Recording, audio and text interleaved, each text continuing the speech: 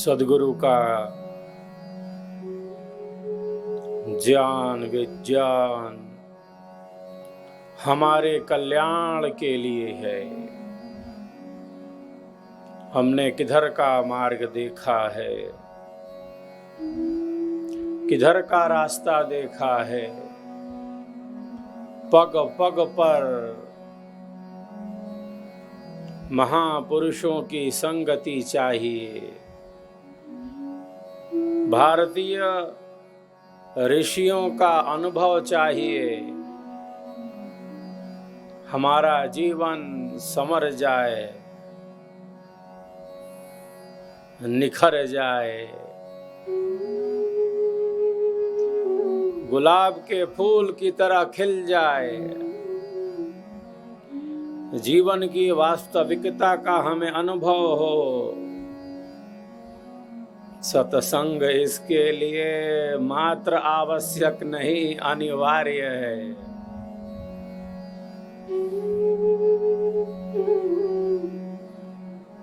क्योंकि इससे सुधार होता है, हो रहा है, होगा। अंतःकरण की जो अशुद्धि है,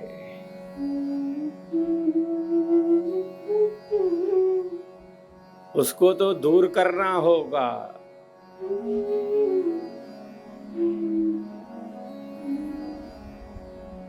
सत्संग इसीलिए है। ये पुष्प वाटिका है। पुष्प वाटिका में हम जाते हैं, फूलों की सुगंधी हमें मिलती है।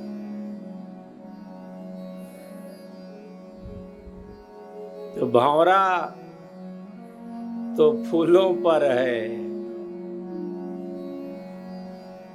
और उसी पुष्प वाटिका में जो गुबरीला कीड़ा है वो गोबर में पड़ा है। संगति अपना असर दिखाती है, संगति अपना असर दिखाती है।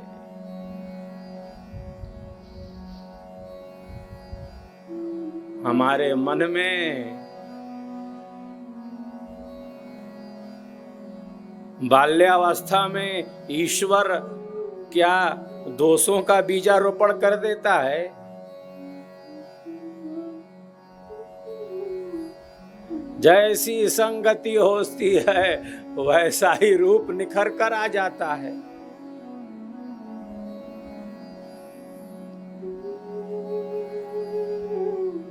ईश्वर ने सबको, प्रत्येक मानव को असीम बल दिया है, असीम शक्ति दी है।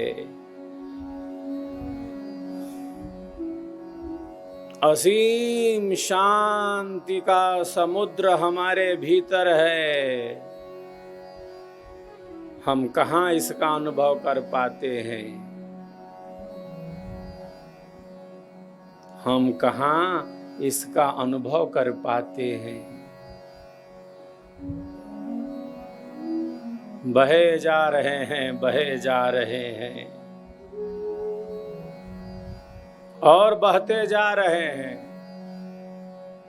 हमारी इंद्रियां बहिर्मुखी हैं। जो स्थूल संसार को देखती हैं,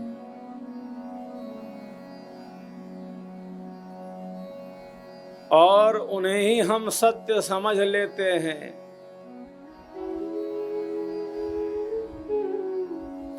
जो दिख रहा है वही सब कुछ नजर आने लगता है। उसे ही हम सत्य समझने लगते हैं, जो दिख रहा है बाहर।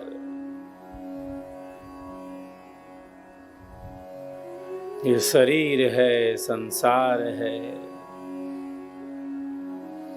शरीर का अर्थ ही संसार। भव सागर। शरीर मतलब और कुछ नहीं, शरीर मले संसार, संसार सागर।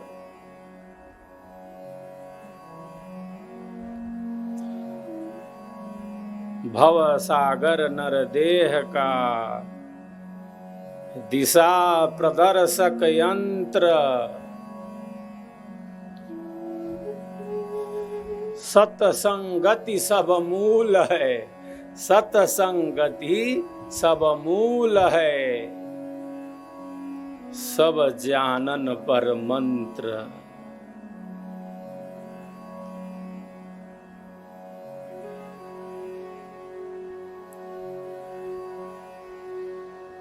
सतसंगति सबके मूल में है।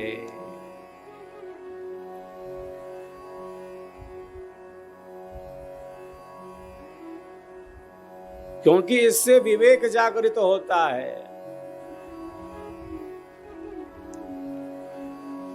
सत्संगति जीवन को निखारती है।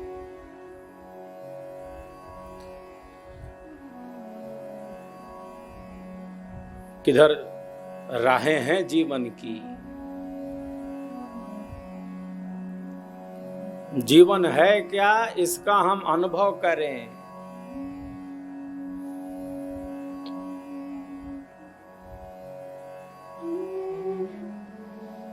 यह अनुभव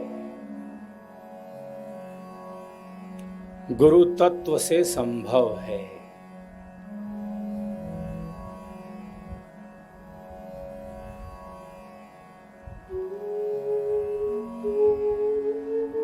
गुरु कोई शरीर नहीं है।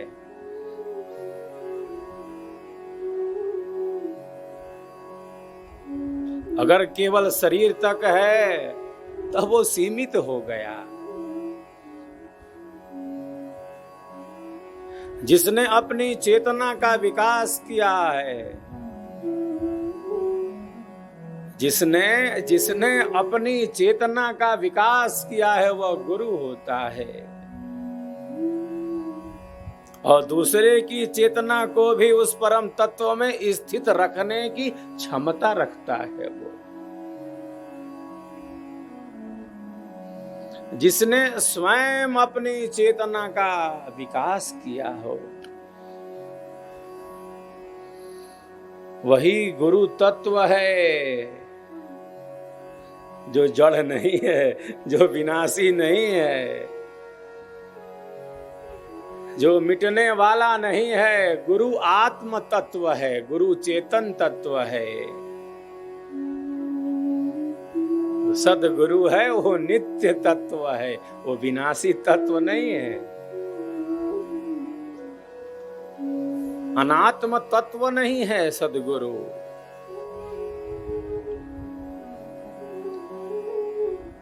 वह आत्म रूप है, चेतन रूप है।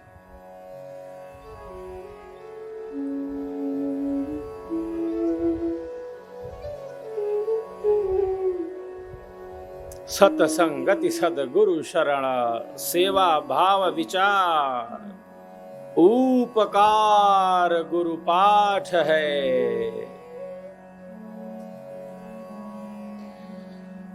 यह विकर्म जगसार।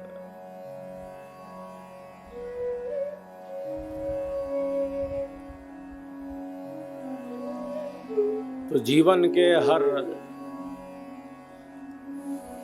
मोड़ पर, जीवन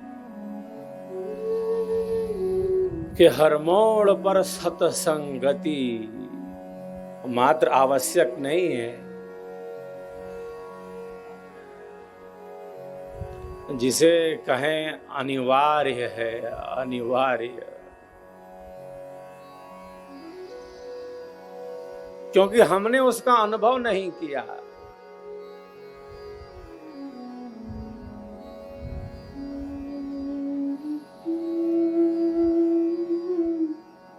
सत्य पर पूर्ण विश्वास ही तो श्रद्धा है।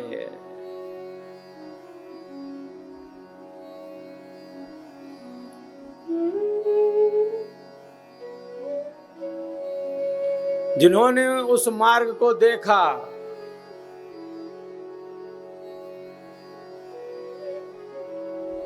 अपनी चेतना का विकास किया, उस परम आनंद में स्थित हो गए, जिन्होंने परम सत्य का साक्षात किया है, उनके बताए मार्ग पर चलने से ही जीव का कल्याण है। क्योंकि रास्ता देखा नहीं है कहीं का।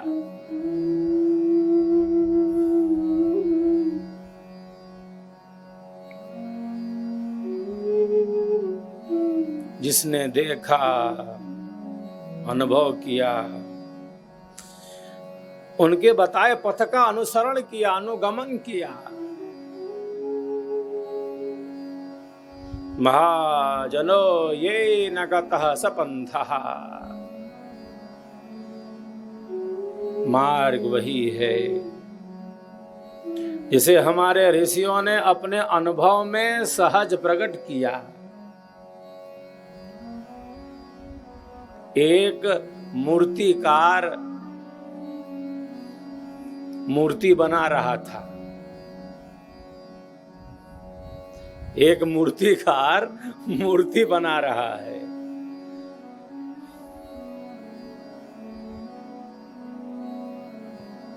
एक व्यक्ति देखना चाहता है कि मूर्ति कैसे बनाई जाती है। एक व्यक्ति यह समझना चाहता है कि मूर्ति बनती कैसी है, कैसे मूर्ति बनाई जाती है। वो पहुंच जाता है मूर्तिकार के पास। मूर्तिकार छेनी और हथौड़े से पत्थर तोड़ रहा है।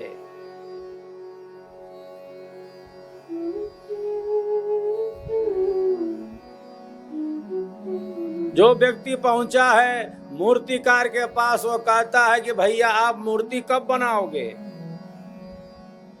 यहां तो मूर्ति बनाई नहीं जा रही, यहां तो बस पत्थर पर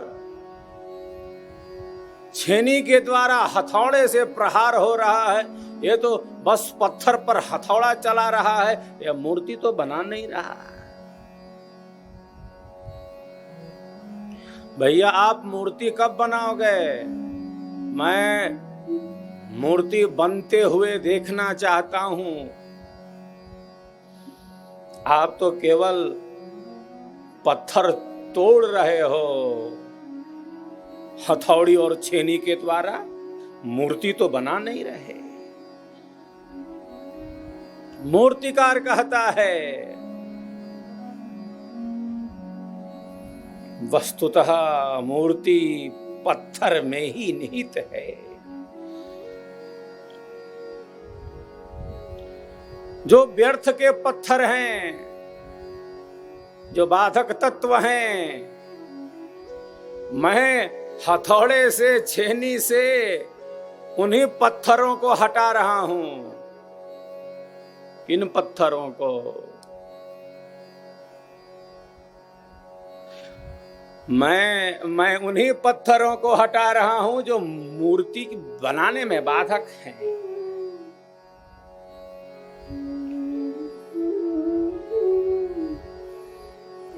मूर्ति इसी पत्थर में छिपी है। बस जो पत्थर अनावश्यक है उन्हें हटाना है।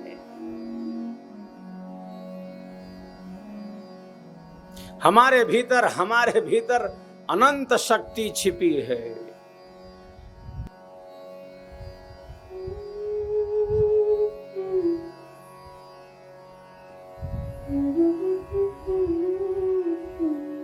कुछ ऐसा है जो हमने ओढ़ लिया है, वो दिख नहीं रहा। ज्ञान नहीं है, आनंद नहीं है, शांति नहीं है, ऐसा नहीं कह सकते। वो है, हमने कुछ ओढ़ लिया है, वो दिख नहीं रहा है।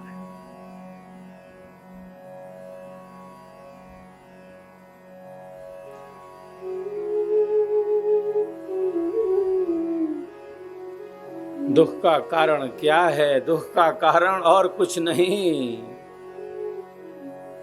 स्वयं को न जानना ही तो दुखों का कारण है। कुछ ओढ़ लेना, आवरण।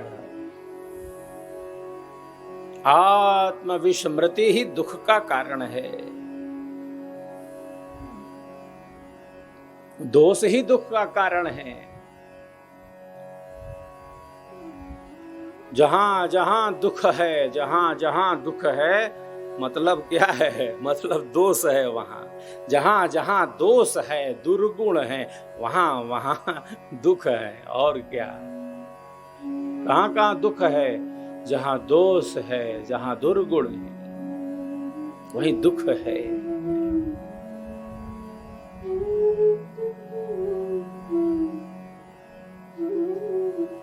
समुद्र के ऊपरी तट पर तरंगे लड़ रही हैं। समुद्र के ऊपरी तट पर, बाह्य धरातल पर मैं तू, ये तरंगे लड़ रही हैं, आपस में टकराती हैं। तरंगों के टकराने से कोलाहल हो रहा है, संघर्ष हो रहा है, संघर्षपूर्ण वातावरण है समुद्र के ऊपरी तट पर।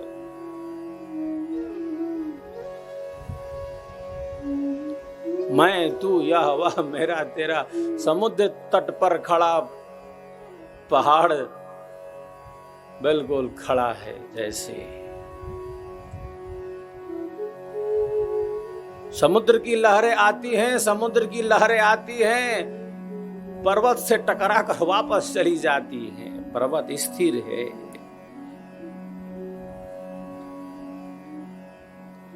समुद्र के ऊपरी तट पर, समुद्र के ऊपरी तट पर कितना कोलाहल है, कितनी अशांति है, कितना संघर्ष है, कितना उपद्रव है। चित्र विचित्र दृश्य दिखलाई दे रहे हैं समुद्र के ऊपरी तट पर। तूफान आ गया है।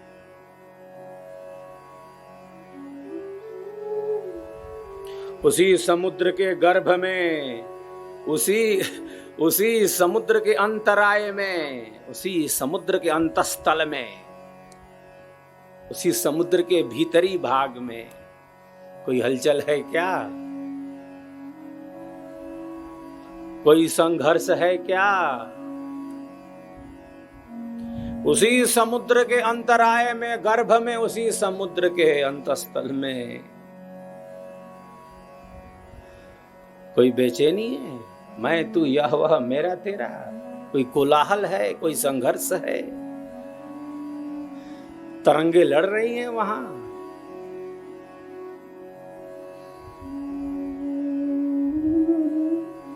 बिल्कुल शांति है वहां।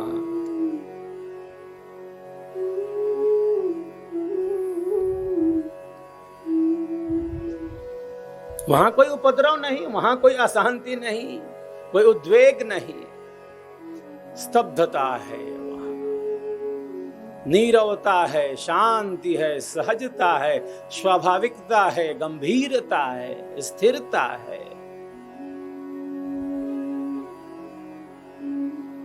वहां शांति है उसी समुद्र के भीतरी तट पर, भीतरी धरातल पर।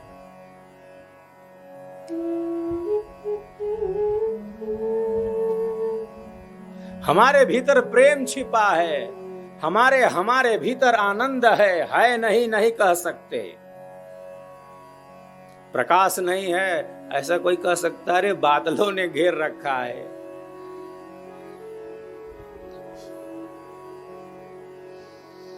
प्रकाश नहीं है, इसका क्या मतलब? प्रकाश नहीं है, घेर रखा है बादलों ने। प्रकाश नहीं है ऐसा नहीं कह सकते।